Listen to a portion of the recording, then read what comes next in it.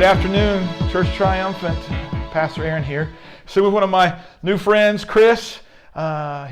He's just a relatively new to Church Triumphant. So Chris Beatty's his name. He and his family have been coming. So why don't you introduce us, name your family for us, and tell us how long you've been coming to Church T. All right, thank you. We've been coming to Church T for about a year now. There's myself, Jessica, my wonderful wife. We have two daughters, Becca and Emily, and my son Noah. All right, we're glad to have you guys a part of what's going on at Church T. One of the things you're involved in, I'm really excited about, is called Habitat for Humanity. Mm-hmm. You're a board member there with Habitat locally. Can you explain to the people of Church Triumphant what Habitat's mission is? Habitat has a multi-level mission. Primarily, we're trying to get affordable housing for people with need. That's the easiest way to really describe it. Okay. There's multiple levels on how that happens, but at the end of the day, we're trying to find families that qualify within our guidelines that are in a situation right now that need suitable housing for their family. So it's not just getting them housing. You guys walk with them through a Yes. process of discipleship and mentoring and things like that. How does that work? Correct. So initially, we take applications. We get about 40 applications a year. Wow. And then we have a team that reviews those applications, and then we find out the best. There's sadly multiple people that fit. Right. So we just take the best match that we can find and then interview those families. We have another team that interviews those families.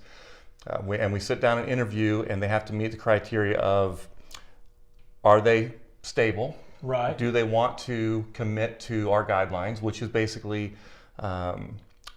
volunteer for Habitat, help us with some of our missions, and help us with some of our volunteer activities. Gotcha.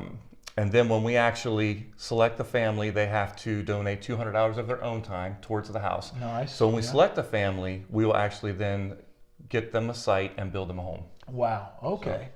So what explain the kind of help you need or would like to have from the people that are Church Triumphant? Well, that's also multi-level. Ultimately, Habitat needs money.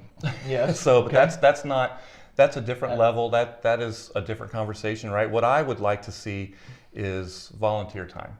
Okay. So right now we have 2 builds going on, for example. Very good. There's 2 builds in Ross County. We just currently came up with a grant that was unexpected. Nice. And the way this grant works is we have to have a home completed and a family ready to go in it by the end of September. Wow. So what we really need is volunteers for the board and volunteers for the builds is what we really need right now. Okay. So if you aren't really sure that you want to volunteer for Habitat as an ongoing mission, maybe you volunteer for one of these builds and help us knock it out. Very good. That's what we're after. Very good. So we can help you. What kind of person would you feel on a board? What do you need it for the board? What would that look like? The heart. I mean, we're obviously a Christian organization. We want the heart of someone that can understand that mission, the heart to look at the circumstances, the situations, and be honest at the board of voting decisions that we make. Gotcha. So we're a voting board, and sadly there are times when people don't live up to the expectations. Right. And so we're very torn at that part of, yes, do we move on, or how long do we try to continue to help someone that's not helping themselves? Right. And so those are decisions that the board has to make. Wow. And then new builds, the board decides on new builds. It's just all decisions and are part of the board. And so you need people who are willing to invite somebody else into their circle. We believe at Church Triumphant circles are better than rows, and so you want life-on-life interaction, life-on-life contact, and board members to be willing to make some hard decisions, really engage people. Right. So what does the average volunteer, if I can put it that way, what kind of things do they have to be? Skilled carpenters or craftsmen or electricians or anything like that? How does that work?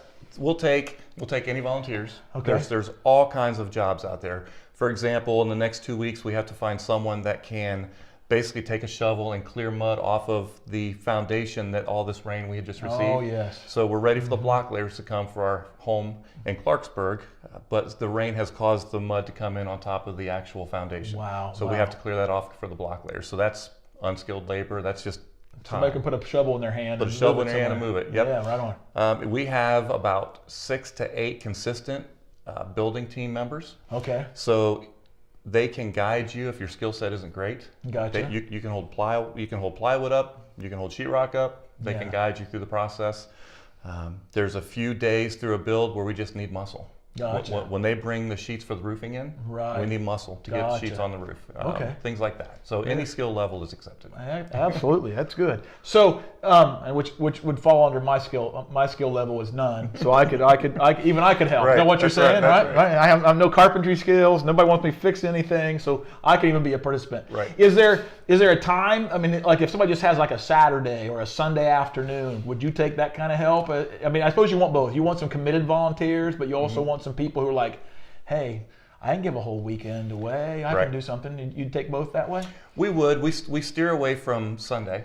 Right. We don't do the work on Sunday. Primarily, we are a Saturday, Monday right now.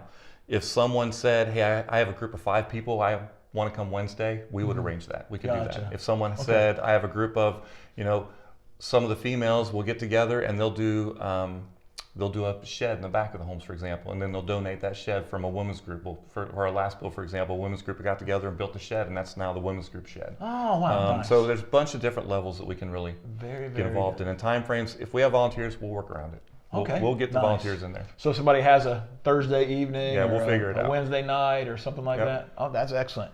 So let me ask this one last question. If people feel the heart that they want to help these families in need, these families are trying to get a new start, want to see lives transformed, who and how do they make contact to start this process of getting involved with Habitat for Humanity?